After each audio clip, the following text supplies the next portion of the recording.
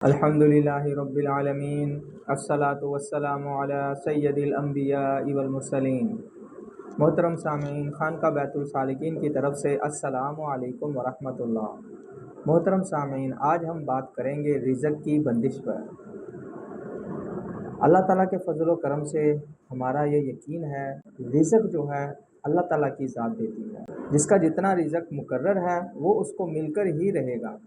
مگر آج ہم جو بات کرنے والے ہیں وہ اس ٹاپک پر بات کریں گے، رزق کی بندش کہ حاسدین کی حسد کی وجہ سے اکثر یہ دیکھنے میں آیا ہے اچھا بھلا چلتا ہوا کاروبار ایک دم سے بند ہو جاتا ہے یا اس کا نقصان ہو جاتا ہے۔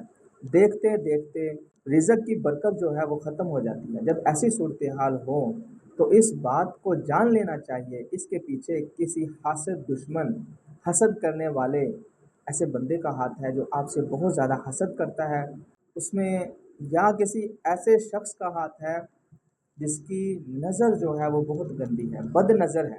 کسی کاروبار کو بری نظر لگ جانا، اس سے بھی جو رزق کی بندش پر بہت زیادہ اثر ہوتا ہے، اور گھر سے جو ہے سکون آرام بالکل ہی ختم ہو جاتا ہے۔ لڑائی جھگڑے گھر میں شروع ہو جاتے ہیں، سمجھ ہی نہیں آ رہا ہوتا کیا کریں۔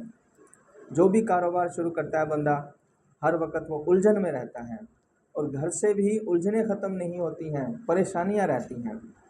تو الحمدللہ آج ہم اس پر بات کریں گے اور آپ کو اس کا حل بتائیں گے۔ آپ نے کرنا کیا ہے، ایک مٹی کا کوزہ لینا ہے اور اس کو پانی سے بھر لینا ہے، اور اس میں آپ نے کیف مریم ڈال دینی ہے، اور پھر آپ نے 308 بار سورۃ الناس اول اور آخر درود شریف کے ساتھ، نماز والا درود شریف درود ابراہیم 21 بار آپ نے پڑھنا ہے اور اس پر دم کر لینا ہے۔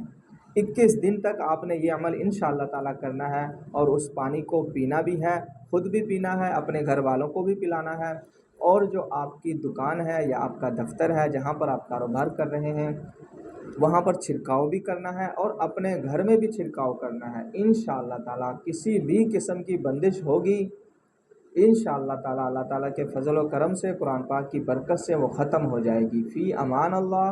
السلام علیکم ورحمۃ اللہ۔